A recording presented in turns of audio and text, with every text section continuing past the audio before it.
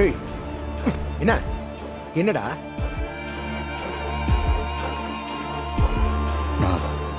நான் தப்பு பண்ணிட்டேன்னா? என்னடே இத்தனை வருஷமா எங்க கூட இருக்கன்னு அண்ணன் சும்மா தம்பின்னு கூப்பிட்டா உடனே நோட்டீஸ்ல உன் பேரை போட்டுருவியா? அப்புறம் கூட பிறந்த தம்பி நான் எதுக்குடா இருக்கேன்? நீ என்ன அண்ணனுக்கு அரசியல் வாரிசா? ஏய் அதான் முடிஞ்சு போச்சுல்ல, திரும்ப திரும்ப அதே எதுக்குடா பேசிக்கிட்டே இருக்க? பா சும்மா இருப்பா. ஏய் இப்ப எதுக்குடா இங்க வந்திருக்க? எதுக்கு வந்திருக்க? ஒருவேளை அண்ணன் உன்னை தம்பின்னு சொன்னதுனால சொத்துல ஏதாவது பங்கு கேட்க வந்திருக்கியா?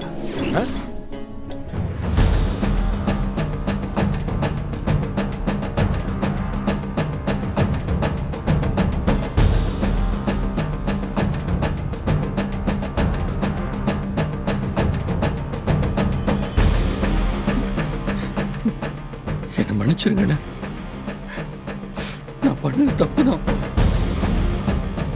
நேற்று நான் தகுதியை மீறி நடந்துக்கிட்டேன். என்ன இருந்தாலும் நான் அப்படி பண்ணிருக்க கூடாது. நீங்க என்ன அடிச்சதுக்கு அப்புறம் தான் இந்த மரமட்டைக்கு எரிச்சு.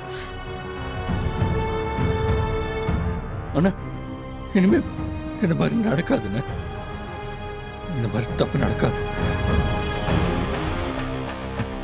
அண்ணா நீங்க எப்படி பேசாம இருக்கிறது எனக்கு ரொம்ப கஷ்டமா இருக்குன்னு, ரொம்ப கஷ்டமா இருக்கு. அண்ணா என்ன வேணாலும் என்ன அண்ணா அடிச்சுக்கோங்க, அடிங்கண்ணே அடிங்க.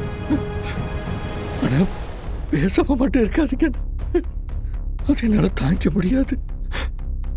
அண்ணா பேசுங்கண்ணே, என்னை பழைய மாதிரி ஏத்துக்கங்கண்ணே. அண்ணா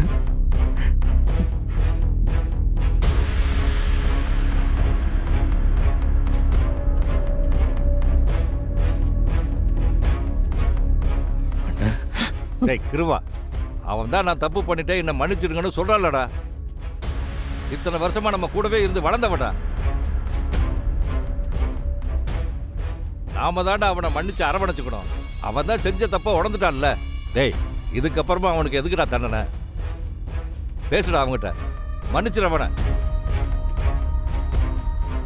அண்ணா ப்ளீஸ்ண்ணே, என்னை மன்னிச்சிருக்கண்ணே, என்னை மன்னிச்சிட்டேன்னு ஒரு வார்த்தை சொல்லுங்கண்ணே